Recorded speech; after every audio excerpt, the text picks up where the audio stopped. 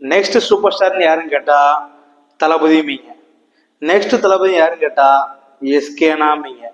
Next எஸ்கேன்னு யாருன்னு கேட்டீங்கன்னா கவின்னு சொல்லுவீங்க. அந்த அளவுக்கு சூப்பர் ஸ்டாரோட பட்டம் மாறி மாறி போகும். ஆனா ஒரு பட்டம் யாராலையும் மாத்தவே முடியாது, உலக நாயகன். ஹாப்பி பர்த்டே உலக நாயகன் சார். ஒரு ஊர்ல பிறக்கும் போதே என் தலையில எழுதி வச்சுட்டாங்க. நீங்க இல்லாம தமிழ் சினிமாவோ இந்திய சினிமாவோ கிடையாது. இந்திய சினிமால நீங்க ஒரு மைல்கல். என் பேரு கேங்ஸ்டர்னு சொன்னாவ. அதை நினைச்சு நாங்க ரொம்பவே பெருமைப்படுறோம். காலை என்ன தேடி வந்தது. நம்ம இன்னைக்கு என்ன பார்க்க போறோம்னா, நம்ம உலகநாயகன் சார் அண்ட் எஸ்டிஆர் நடிச்ச தக் லைஃப் படத்தோட சின்ன டீசர் தான் விட்டுருக்காங்க. அதை தான் நம்ம இன்னைக்கு பார்க்க போறோம். So welcome to Vyvi studios. நான் உங்கள் வெங்கி. வாங்க பார்க்கலாம். 3, 2, 1.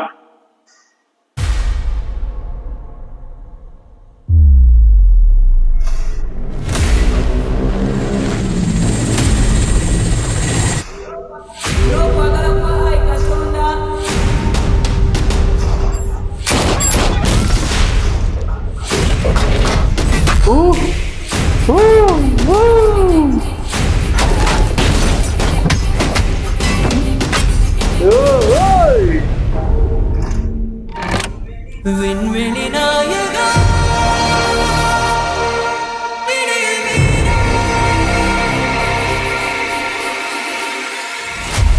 June 5 release. என்னங்க வெறும் 30 செகண்ட் தாங்க, வெறும் 40 செகண்ட் தாங்க. அப்படி புல்லரிச்சுங்க எனக்கு. அதுவும் அந்த லுக்க பார்த்தோன்னே ஐயோ,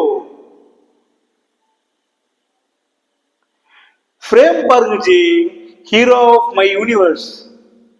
ஐயோ, இத பார்க்கும்போது எனக்கு நாயகன் போட ரெஃபரன்ஸ் தான் வந்து போகுது. ஐயோ செம்மையா இருக்கு. இன்னொரு டைம் பாத்துருமா, வாங்க போலாம்.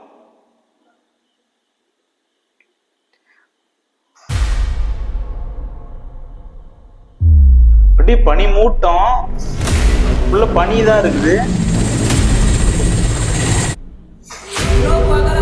கமலஹாசன் பிரசன்ஸ் லைப்ரரி குட்டி தளபதி.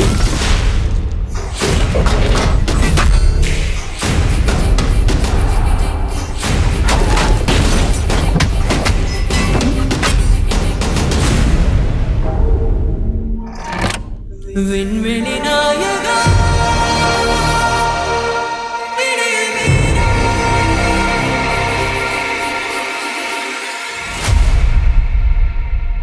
வெறும் 30 செகண்ட் தாங்க. ஏறமான அந்த ஒரு செகண்ட்லயும் மனுஷன் என்னங்க இப்படிலாம் இருக்கிறாங்க. விண்வெளி நாயகா என்னங்க இந்த அளவுக்கு பயங்கரமா இருக்குது. ஐயோ, எனக்கு என்ன சொல்றதுன்னே தெரியல.